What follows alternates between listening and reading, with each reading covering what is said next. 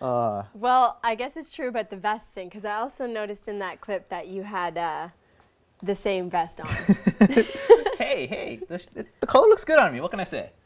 Anyways, I got one more tweet here I want to read before we go on any further. Okay, it's from Bladrian. Yo, what's good?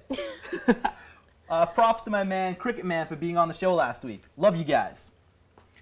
Cricket Man. Yeah, he was our special guest last week. Remember the rapper? Oh, yeah. That's right. That's right. Actually, speaking of special guests, today our special guest is what some people call a jack of all trades. Cool. He is an actor, a writer, a stand-up comedian, and a producer. And as promised, he's going to be giving you Joe Ianni. Thanks, guys. How are we doing today? Yes, thank you. Thank you for having me. By the way, whatever you do not make that trade. You can hold out for so much more with your Zapdos. You hold on to that guy. He is worth a lot. So thanks, guys. It's really great to be here. So I want to tell you guys a little something that happened to me around this time last year. I ran into some friends from high school, and we decided to just go and wander around downtown, just do our thing. So we're in Chinatown, and my lady friends took us into a jewelry store. So I'm like, oh, this is going to be great. Jewelry store. Even if I liked something, I have to pretend I don't, because this is a jewelry store. What can I do? And in the corner of my eye, I'm not kidding, was a pair of nunchucks on the wall. I'm like, okay, already this is a good sign. And then I look at the nunchucks, and they were $18. $18 for nunchucks. Mathematically speaking, that is less than $10 a chuck. So this is a very good deal coming around. So I go... This is the best part, because I go to an ATM machine and I withdraw the smallest amount of money you are allowed to withdraw from an ATM machine, and that was enough money to buy a weapon which I can then use to effectively end everybody's life with in this room. Not that I'm gonna, because you guys have been good so far, but I could if I wanted to. And then I still had $2 left over. I'm like, man, I'm kind of hungry. I'm gonna get myself a hot dog. Not one in Chinatown, because I don't trust them too much. But afterwards, I went and got myself a hot dog, and it was delicious. So there I am with my nunchucks and my hot dog. I'm like, man, I'm sorry, prom, but you did not deliver on all the expectations I had. This is now officially the best day of my life. It is. Nunchucks in a jewelry store. It's almost like, this is going to sound weird, but it's almost like Chinatown knows what's going through our minds. It's like I'm in a jewelry store, and Chinatown, the voice of Chinatown is just saying, hey, man, we know what you're going through right now. You're in a jewelry store. Your lady friends are going to keep you here for at least 10, 15 more minutes. They're just looking at rocks is basically what they're doing, okay? We admit it. They're rocks. It's not jade, okay? I have a kid in the basement who's just painting these things green, calling it jade. That's why it's valuable to your friends. Come to the back. We've got some weapons you can look at to pass the time. Go for it. We wanted to have photos of naked women, but not everybody was on board with that, so we went with weapons. Go ahead, check it out. Enjoy it while you can, because believe it or not, our government, the Chinese government, we know everything there is to know about your government. Therefore, we, Chinatown, know everything there is to know about you people. One of these days, we're going to take you all over, and there's not going to be anything you can do about it. You think Chinatown is just a little settlement? No, this is our forward base of operations. This is where we will strike out. One day you will realize that you can't get into your internet cafes, and that's the day when we rise up and claim the city for our own. You see those statues outside in Spadina? The dragon statues? Yeah. Those aren't statues. Those are real dragons that are currently...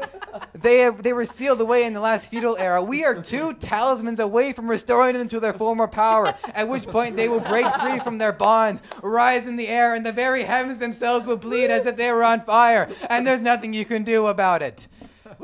So in the meantime, we've got some nunchucks. All right, thank you guys. You've been fantastic.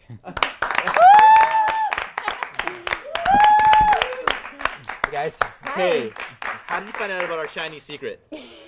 I'm sorry, did I offend you? No, by all means. All right. We'll get you. Don't worry. Oh, no, I'm prepared. I got my nunchucks. You just painted the scariest picture of all time. Hey, I'm just trying to warn you guys.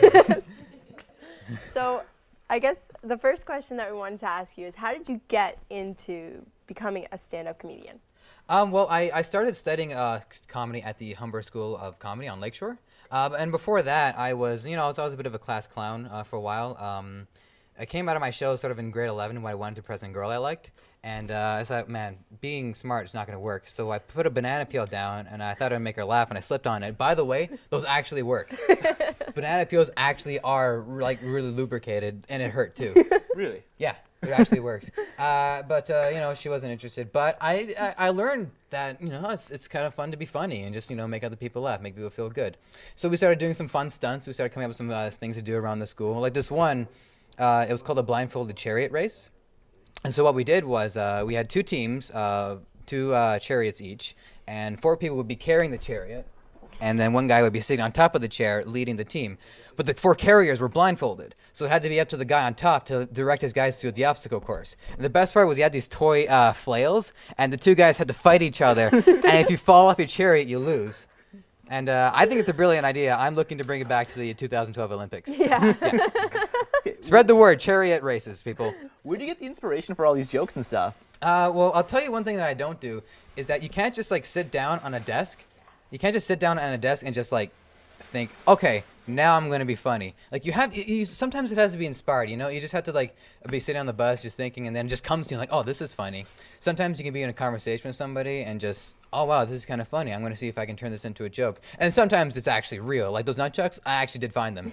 Like I wasn't kidding. Like those actually were there in a jewelry store. Wow. Yeah. So tell people where they can find you on the web. Okay, my website is www.agoodsite.net. And you can go there, you can check my blog, you can check my podcast that I host at Yuck Yucks, you can check out my videos, my animations, all sorts of cool stuff. Wow. Cool. So aside from the website and stuff like that, do you have any live shows coming up? Well, actually, the best thing to do to check out my live shows is to join my mailing list. And from there, you can get weekly updates of where you'll see me. Cool. All right. Well, I'd like to thank you all for watching the journal. Be sure to tune in next week for some more sensational stories. I'm Gerard. And I'm Michelle.